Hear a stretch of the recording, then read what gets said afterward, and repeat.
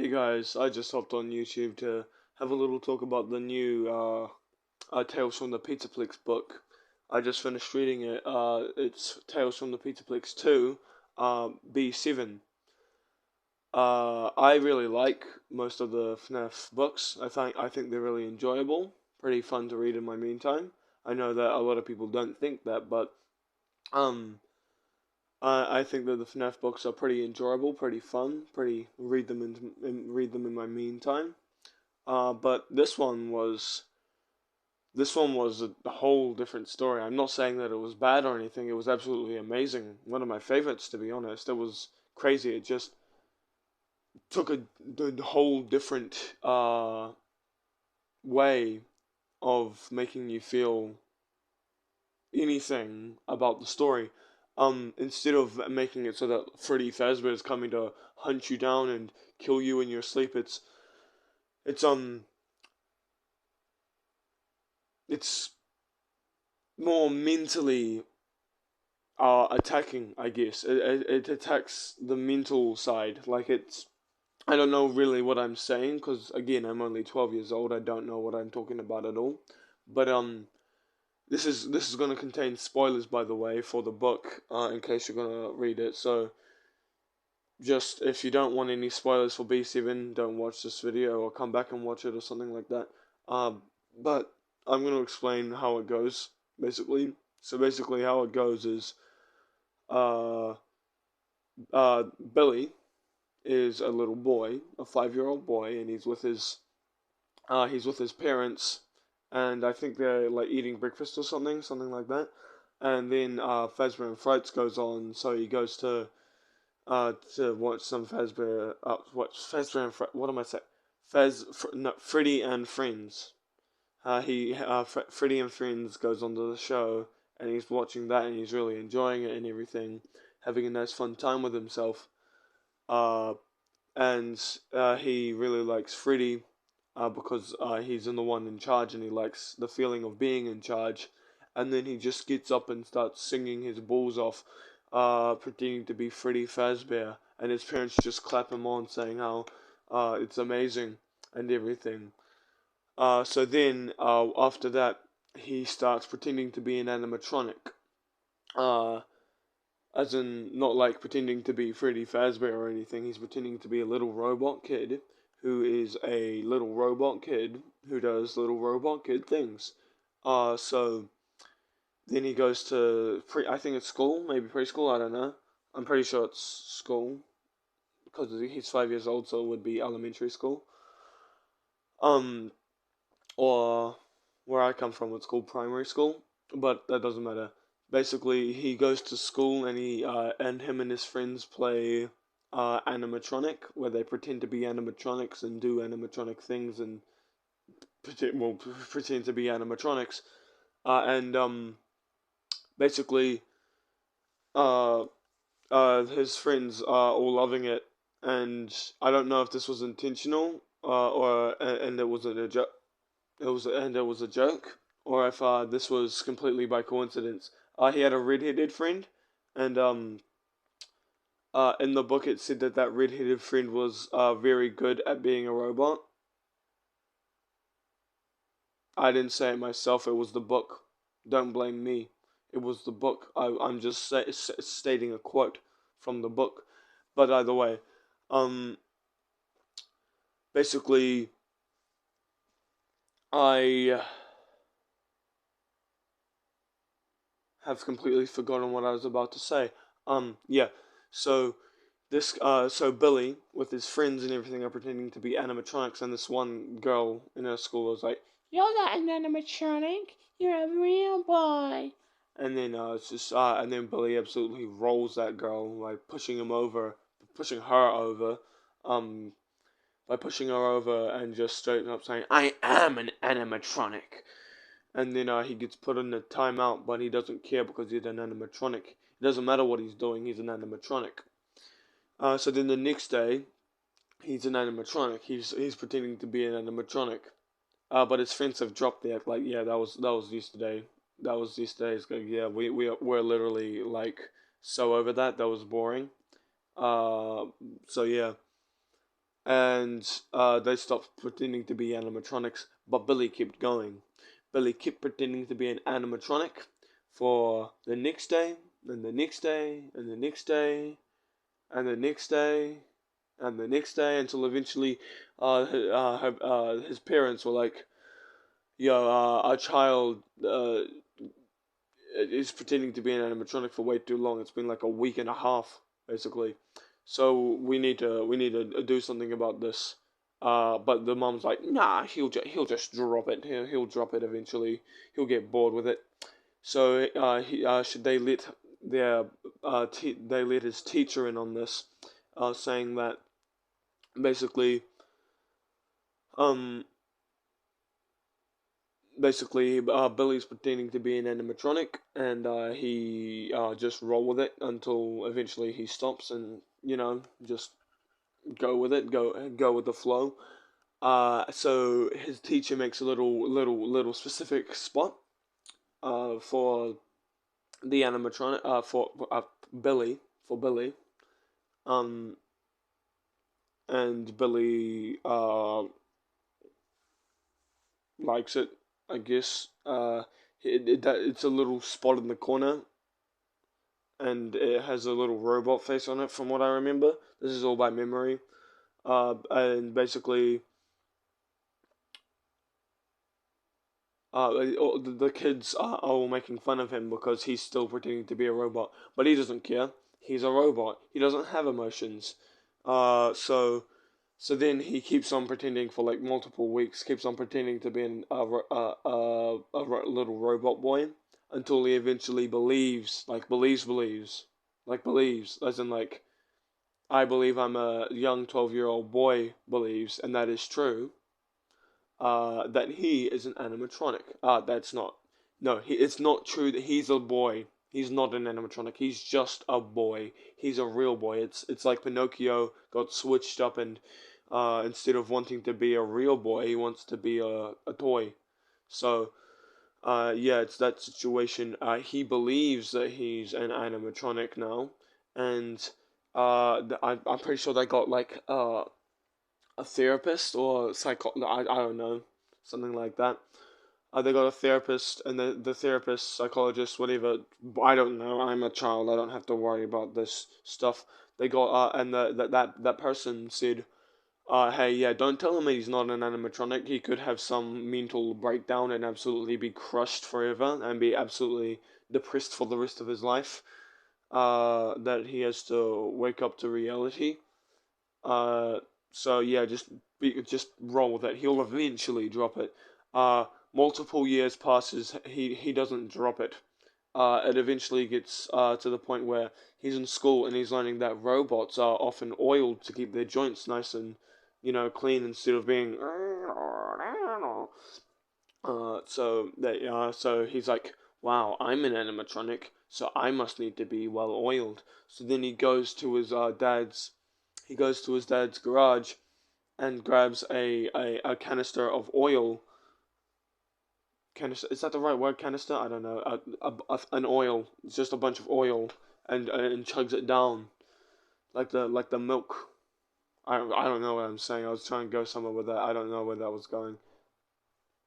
I don't. Anyway, he chugs it down. Chugs it down, and then the next day he's not feeling too good. Oh wait, no. It's not the next day. He keeps chugging it down until eventually one day he has to go to the hospital because he don't feel too good. But he calls it parts in service because he's an animatronic. Animatronics don't go to hospitals. Um. So. Uh. The doctor's just like, yeah, he's fine. He's just sick. I don't know. Just take him back to home and just chill with him. I don't know. Do something. And well, what he does is he keeps chugging down oil, and then eventually he goes back the next day, and the doctor's like, "Oh yeah, sorry, my bad. I forgot to tell you. Yeah, he's been chugging down oil for the past like week, so yeah, might want to do something about that. Yeah, don't chug down oil." But the mum stops him right there and is like, "No, you don't tell my son what to do. We'll use our own way. See, he's chugging down oil because he thinks it's an animatronic, right? So what do we do about that? We want him to stop chugging oil, but we don't want to shatter his brain. So the doctor comes up with a genius idea, absolute biggest brainus. His plan is to make it so that basically the oil that he's been drinking was completely wrong. Wrong oil, you dumb fool. You need to get that. You need to get a different one. So he tells him that the oil that he needs is olive oil that his mum will put in his food, so that he will be well oiled and healthy. So he just says, "Yeah, sure, let's do that." So then he's no longer chugging down oil every day, and now is and is now chugging down olive oil every day. So they expect him to drop this pretty soon, but he eventually grows to like, I think it was 13 or something. That yeah, around like 13 or sometime around that age, around getting into the the teenage kind of stage. So basically, then his dad's like, okay, this has been going on for like 8 years. This needs to stop. We need to do something about this. But his mom's like, no, we don't want to shatter his mental stability. We don't want that to happen. Um, and his dad's like, this is ridiculous. He needs to wake up to reality. He needs to realize that he's a boy and not an animatronic. So it's either he realizes that or I leave. And his mom's like, no, no, we have to keep his stability safe. And then his dad goes to grab the milk, but he doesn't care. He's an animatronic. He's so stuck to this role that he literally does not care that his dad went to get the milk and never came back. And his mum would cry all the time because kind of lost her husband there because she doesn't want to tell her son that he's not a robot. To be honest, if I was her, I would have been like literally the next week after he had been pretending to be an animatronic, and by the next week I mean as soon as he started, it had been a week. I would have been like, yeah, son, wake up to reality. You ain't a robot. So but even after that, the mum's like, we have to keep it going. I'm sure he'll drop it eventually. He's lost all his friends because his friends think he's an absolute loser because he still thinks he's a robot ever since he was 5 years old. Yeah, and then the days, years, weeks, months, years, infinity passes, basically. He's now 18 years old and he still thinks he's a robot. Yeah, he's that dedicated. He's so dedicated to being a robot that he's now a fully grown adult and he actually still thinks that he's a robot. And guess what? His mum's like, we still can't crush his mental stability. That would be very, very bad. And his therapist his therapist, it's like, uh, the doctor. I think his name was Doctor Lindstrom, or it was a girl. I don't know. I don't know. The doctor, therapist, person, psychologist. I don't know. I don't. It doesn't really matter. Is keeping with this too. Like we gotta keep his mental stability safe, even though they're endangering it even more with the fact that it's saying and treating him like a robot. Anyway, he's 18 years old, and he asked his mum to replace his bed with a literal metal platform that he's gonna uh, recharge on every night instead of a bed because it'll be more appropriate for an animatronic. So his mum does this, gets him just a metal platform, and then he requests that he just absolutely dip his bedroom and go into the basement where all he'll need is a table, a chair, and a computer to do research and stuff on, and also his like metal bench that he sleeps on. So then his mum's like, "Yep, let's do it. Who cares?" Then there might be stuff that happens in between. But basically, he tells his mum that that he doesn't need to go to school anymore. And his mum's eyes light up and is like, "Are you sick or something? Are you sick? Have you got stage 4 cancer? Are you dying?" Because then that would mean that you're not an animatronic. She doesn't actually say that. She just lights up to the fact that his son might be sick, and and Billy just says, No, I just realized that the only thing I need to learn is books. So just completely leave the school out of the picture and just take me to take me to the library every day to get a book and read about stuff. So this one's like, I mean, we can't break his mental stability. Let's take him out of school. Library is pretty much the same thing, right? I'm sure he'll learn to be a uh, good animatronic through the library instead of school. Yeah. His his mom is basically chilling one night. He and I don't know where I was going with that. Billy wakes up. Billy goes.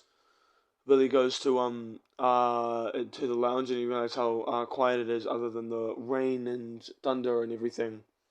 He realizes that's because his mum isn't making him breakfast, isn't doing anything. So his mum. So he tries to look for his mum. He looks everywhere, even the bedroom and everything, and that's one place that might be, and that is the bathroom. So he becomes an absolute creep on his own mum and listens in on the door and finds out that that well I don't know what I'm saying. Uh, he listens in on the door and says, "Mom, are you in there?" No response. So then he knocks on it and is like, "Mom, are you in there?" No response. Opens the door, goes in there and sees his mum naked in the bath. Uh, this would usually any normal person would be like, "Oh, sorry," but he was just like, "Oh, I've never seen that before." But one thing to note, this isn't just her son being an absolute pervert. Uh, it's actually something important because there's the one thing about one thing about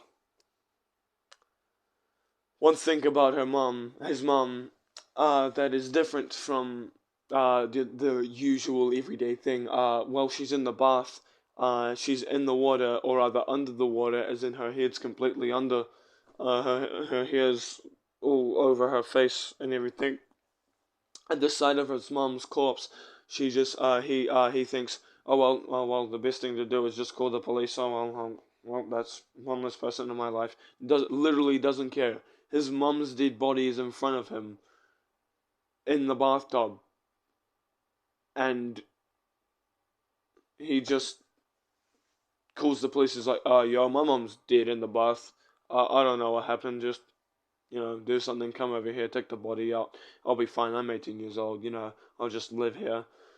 And his mom had told him to look at this one file email if she ever died, and it was what he'd need to become a more than just a son robot and an adult robot. So um, he goes to this and says and looks all over the things, and it's how to be a functioning member of society, like how to drive, how to cook, how to get a job, how to talk to people, how to do an appliance. But one thing of it said that never ever say to anyone that I'm an animatronic. Just pretend to be a real guy, even though you are a real guy. It doesn't say that because again, mental stability would have crashed. Would have gotten in Windows era. So basically, he's like, yeah, okay, sure. Starts living his own life. But then one day he realizes he feels something in him that makes him think. Something I can't remember it exactly, but he starts thinking like he's a human. So in order to get rid of this, he must chop off his arms and legs and replace them with prosthetics. Um, Obviously he's not just going to straight up grab a knife and just he tries to get a surgeon, right? Obviously no licensed surgeon is gonna be like, yeah, sure, we'll get this done for you. We'll chop off your every limb on your body and replace it with prosthetics. It'll be fine. No one wants to do that for him. So he resorts to going to a unlicensed surgeon, and he does that. And the unlicensed surgeon is like, yeah, we'll do it absolutely, as long as I agree with the fine. And one weird thing, me and my dad, because I was reading this to my dad, because my dad usually doesn't like FNAF stuff and thinks it's pretty shit. But he was like, sure, just read this to me. Walked out at the end of the story like, man, that was weird. That was not what I was expecting. Something like that. At least I think that's what he. At least I think that's what he was thinking. Um, basically, me and my dad made a resemblance because I've told my dad the entire story of FNAF. We made a resemblance of William Afton and the surgeon. He was said to be a coughing old man, which is pretty much William Afton. It would mention how much he coughed a lot. Also, something made me think I think the name of his servant person was Laura. I tied this to William Afton and Circus Baby and their relationship, but, well, it never went anywhere. So, well, I guess my theory was all for nothing. I was really expecting him to just turn around and be like, my name is William Afton, da da da. Laura is not her actual name. I'm looking like an emo. Whoopsies. Laura is not her actual name. Her name is Elizabeth Afton, da da da. Yeah, something like that. And Billy would just be like, yeah, sure, oh well, I don't care. But that never happened. But anyway, basically, he chops off the left leg first, and then he says, yeah, that needs time to heal. Don't do anything crazy, just get used to it. So basically, as a prosthetic leg, it's much harder to use. And he thinks, wow, I thought this was going to make me stronger, faster, and better, but it's actually making me weaker and harder to walk, and limiting my ability to move. That's weird. That's not according to my research, but his genius programming decided that it must be the fact that I haven't gotten all the prosthetics, which is making it not exactly perfect. So I have to get all the others done. He does his arm next, I think. Gets used to that. Then his his leg and other arm. I can't remember. Basically, eventually he gets all of his things done.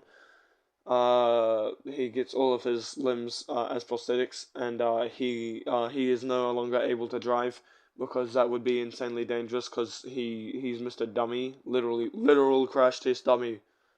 So he can't drive. They take him to the house, and he's chilling there, and then he fumbles over a whole bunch of stuff. He manages to get used to it, but he'll think that there will be no pain from any of the arms, but according to the thing, he starts feeling pain and everything. But he'll just get used to it. That's just fine, probably normal. Then he gets a girlfriend, I believe that he started. No, hold on. What happens is he wants to change his body even more, so he goes to a chat room where people chat about how they feel insecure about their bodies. So he goes there and he meets a girl called Malia, something like that, something close to that. We're just gonna call her Malia. I think it was something like that, yeah, something like that. I don't know. But basically, she feels insecure about her body and just everything in general because her daddy would hit her when she was young and everything. And Billy just said, yeah, I feel insecure about my body too. And she asked, why do you feel insecure about your body? And he was like, I don't know. What do you want change with your body? And he was like, oh wait, no, hold on. I'm thinking about the wrong order. Basically, he had asked her what he wanted what she wanted change, and that was her face. So then she asked him, and he said, "Oh yeah, I actually would like my face changed. I would like it to be a bit more robotic." he didn't say that directly because he was told to keep his robotic identity a secret. So uh so so he just eventually they decided to meet up and everything. She came to his house and looked at him and he was like, wow, he's tall, he's pretty tall, and then realized the prosthetic limbs and was like, wow, how charming and handsome and cool, something like that. Uh, yeah, how beautiful. I don't know what she was thinking. She must have been in love with a literal cyborg, pretty much. Basically, uh,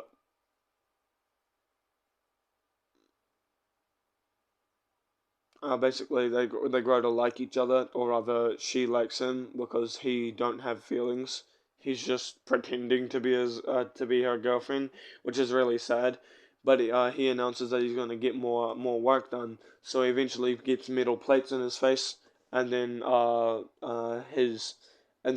girl comes over, and the girl's like, you used to. Well, she doesn't say this. She says this in her mind. You used to have such beautiful features. You were up, not up, because he's now real boxy and robotic.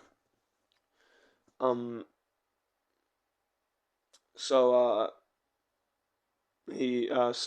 but she doesn't care really. She doesn't really care that much. So he gets more done. I can't remember the exact order. I think he, I think he, I think he gets his eyes completely black. So basically, this man is looking like straight up Genos off One Punch Man, like actual straight up black eyes, apart from with the yellow iris and everything. That's the only difference. Literally prosthetic legs and arms, apart from technically he's a more cyborg. He's looking like Genos pretty much. Um. So basically, then he gets a dye in his eyes, so his eyes are completely black, including the iris, but he can still see fine. I guess that works. I don't know. I don't know anything. I'm still 12 years old. But it was I can't remember the exact order. I might be getting things wrong. But he eventually chops his ears off. Oops, sorry, that might have interfered with the mic. Hold on, let me.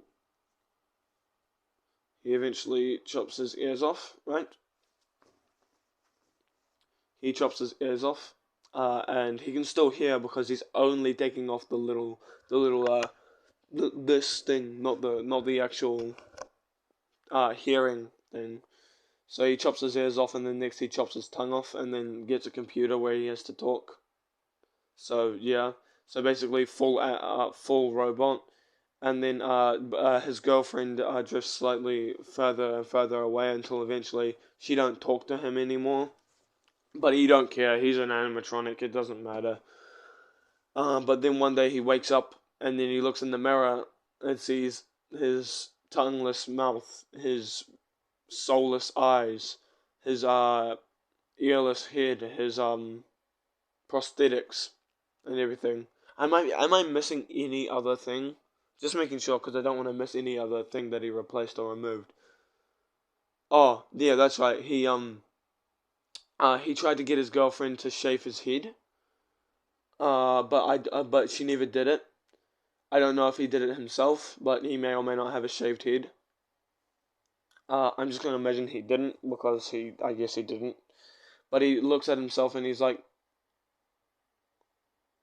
"Oh my lordy lord, what am I thinking? I'm not an animatronic. Oh yeah, that's right. What previous rewind up? He named himself B-7 instead of Billy, but literally the next day he looks in the mirror and is like, I'm not. I'm not an animatronic. I'm not B-7. I'm Billy. I'm a kid. Again, I remember I forgot quite a few things. Because he's an animatronic, he only eats white foods. I don't know. Something about that.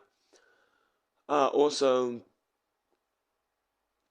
his birthday is replaced with Creation Day, and since he started being an animatronic at 5 years old, it takes 5 years off. So he thinks he's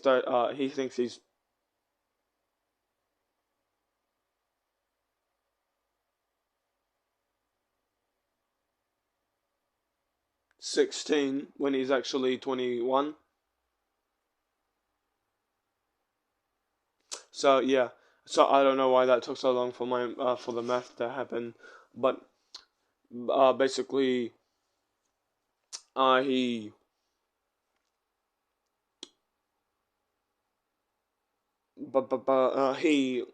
he says that I'm Billy, I'm a boy, but I've ruined my life. I have changed what I was into what I am now, and I realize that was a complete delusion. I was a complete idiot. I was a dumbass. What was I thinking? And he can't go back, so he tries to call Doctor Doc, as he calls him. He tries to call up Doc and is like, "Can you undo everything that you've done?" And then Doc is just like, "Nah, sorry, fam. What's done is done.